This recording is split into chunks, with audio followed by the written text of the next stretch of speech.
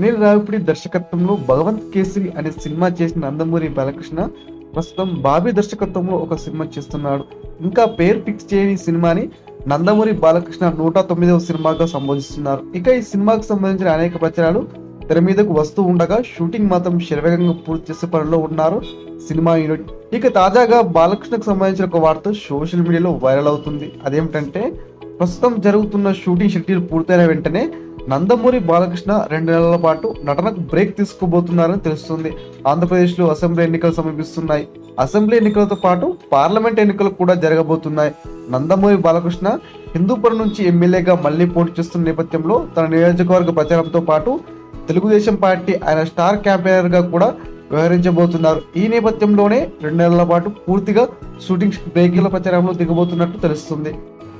ఈ వీడియో పూర్తిగా వీక్షించినందుకు ధన్యవాదాలు.